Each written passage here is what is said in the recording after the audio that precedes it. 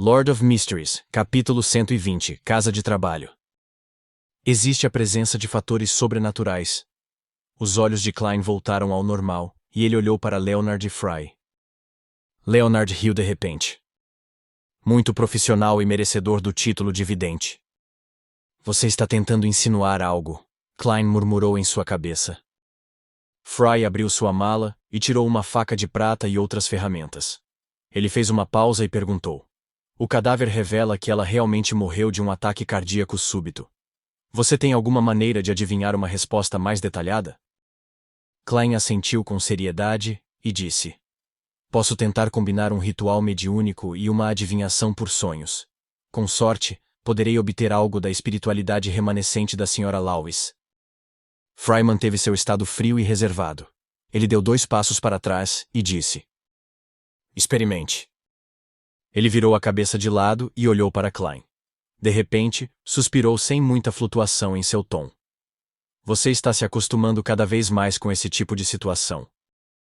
Não é como se eu quisesse... Klein teve vontade de chorar.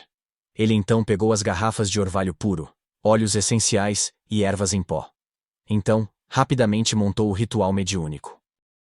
Ele cantou os honrados títulos da deusa da noite eterna no meio da parede da espiritualidade e recitou suas orações em Hermes.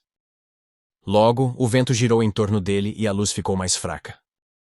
Os olhos de Klein ficaram totalmente negros, e ele repetiu a declaração. A causa da morte da Sra. Lawes. A causa da morte da Sra. Lawes. Ele entrou na terra dos sonhos enquanto estava de pé e viu um espírito translúcido pairando ao redor do cadáver. Então, ele estendeu sua mão direita ilusória para tocar a espiritualidade remanescente da Sra. Lawes. Em um instante, a luz explodiu na frente dele enquanto as cenas passavam, uma após a outra. Havia uma senhora magra e pálida vestida com roupas esfarrapadas, ocupada fazendo caixas de fósforos. De repente, ela fez uma pausa e segurou o peito. Ela estava falando com seus 2 filhos. Seu corpo vacilou enquanto ela ofegava por ar.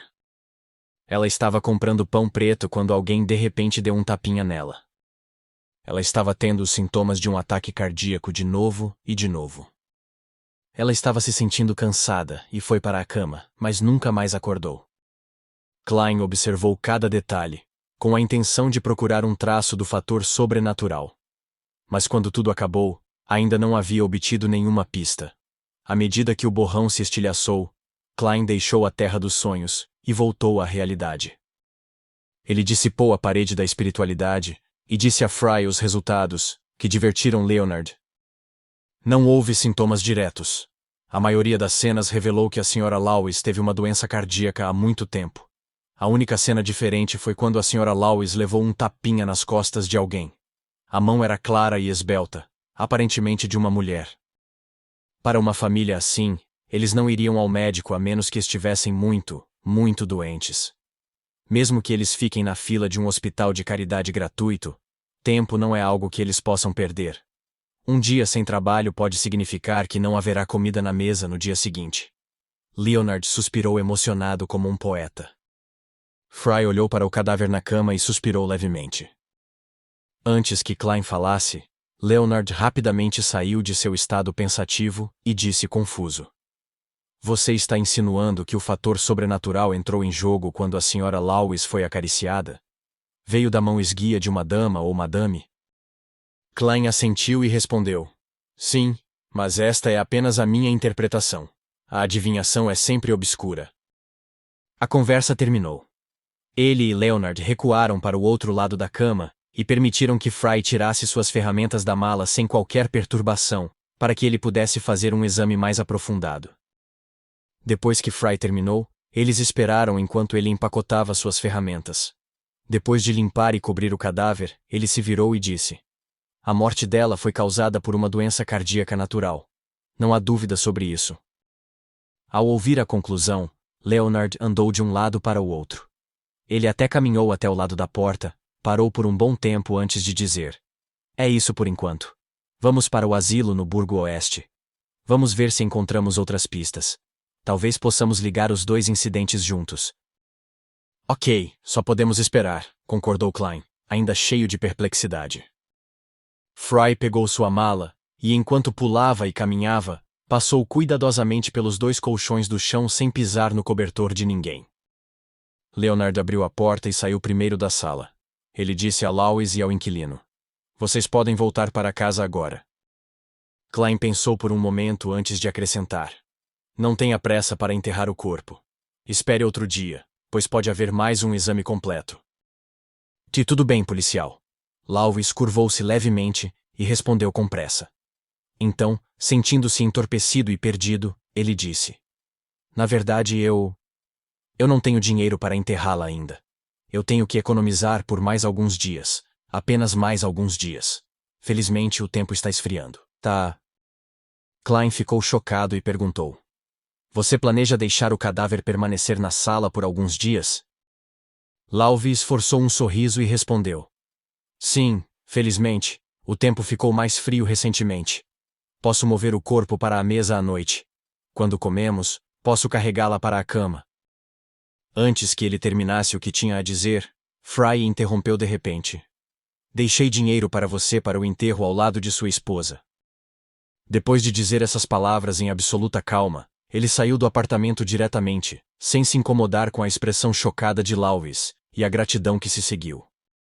Klein acompanhou de perto e pensou em uma pergunta. Se o tempo ainda estivesse tão quente quanto junho ou julho, como Lois lidaria com o cadáver de sua esposa?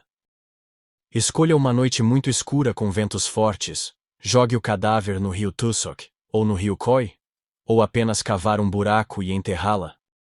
Klein sabia que a lei que exigia um enterro no cemitério havia sido estabelecida há mais de 1000 anos, no final da época anterior. As 7 principais igrejas e famílias imperiais de cada país aprovaram a lei para reduzir o número de fantasmas da água, zumbis e espectros inquietos. Cada país forneceu terras gratuitas, enquanto cada igreja estava encarregada de vigiar e patrulhar. Eles cobravam apenas taxas mínimas de cremação e enterro para pagar a força de trabalho necessária. Mas mesmo assim, os verdadeiramente pobres ainda não podiam pagar. Depois de deixar a Rua Inferior, 134, na Rua Cruz de Ferro, os 3 Falcões Noturnos e Beach Mountbatten se separaram. Silenciosamente, deram uma volta para o asilo próximo no Burgo Oeste. Ao se aproximarem, Klein viu uma longa fila. Era como quando as pessoas do Império loucos por comida na Terra fizeram fila para uma loja que se tornou viral na internet. O lugar estava lotado. "Há cerca de 100, não, perto de 200, ele murmurou surpreso. Ele viu que as pessoas na fila usavam roupas esfarrapadas com expressões entorpecidas. Elas apenas ocasionalmente olhavam para a porta do asilo com impaciência.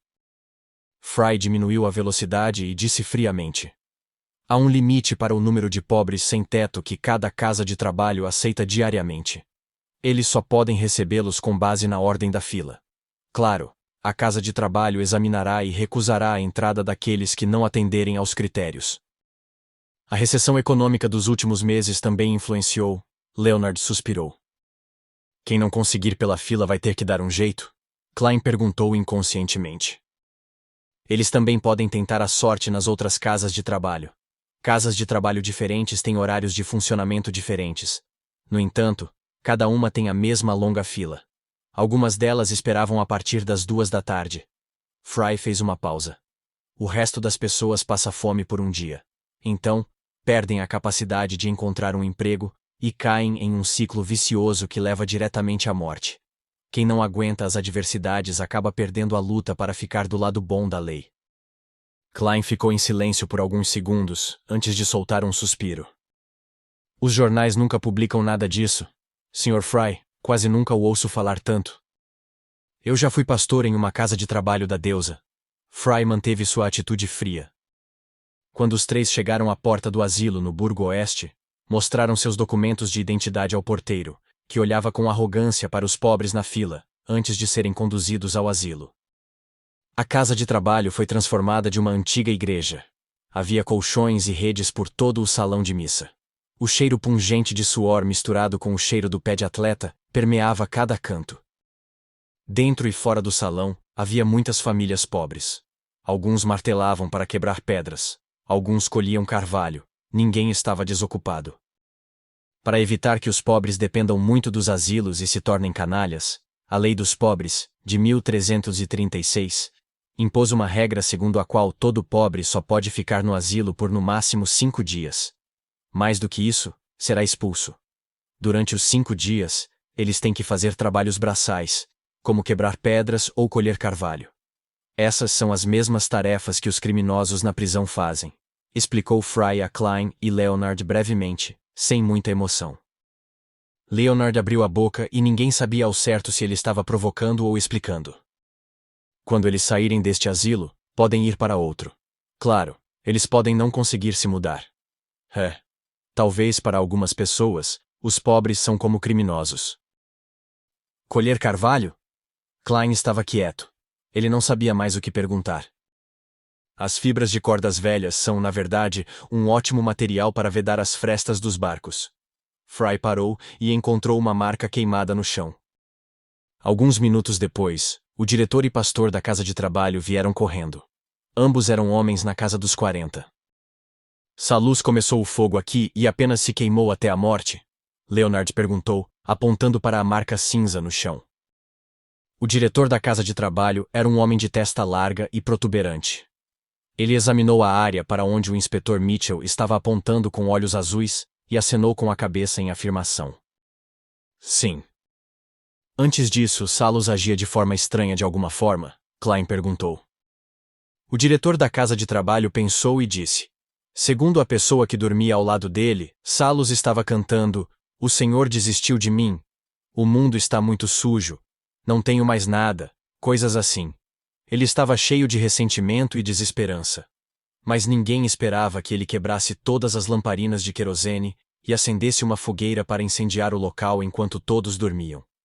Graças a Deus, alguém descobriu a tempo e impediu seu ato perverso. Klein e Leonard então encontraram algumas pessoas que haviam dormido ao lado de Salus na noite anterior, e também encontraram o guarda que impediu a tragédia. No entanto, essas pessoas não tinham nada de novo para lhes contar. Claro, eles usaram visão espiritual, adivinhação e outros métodos para verificar se alguma das pessoas estava mentindo ou enganando-os. Parece que há muito tempo Salus teve a ideia de se vingar e se autodestruir. Parece ser um caso muito normal. Leonard esperou até que o diretor e o pastor saíssem para expressar sua opinião. Klein ponderou e disse: "Minha adivinhação me diz que um fator sobrenatural influenciou este caso." "Vamos eliminar temporariamente o caso de incêndio de Salus", concluiu Leonard. Nesse momento Fry disse de repente: "Não. Talvez haja outra possibilidade. Por exemplo, Salus agiu por instigação de outra pessoa. Um Beyonder que não tomou nenhuma medida sobrenatural." Os olhos de Klein brilharam quando ele repetiu: "É muito possível como um instigador de antes." Instigador Triss. Mas isso não teria nenhuma ligação com a morte da Sra. Lawes. Ele pensou, franzindo levemente as sobrancelhas.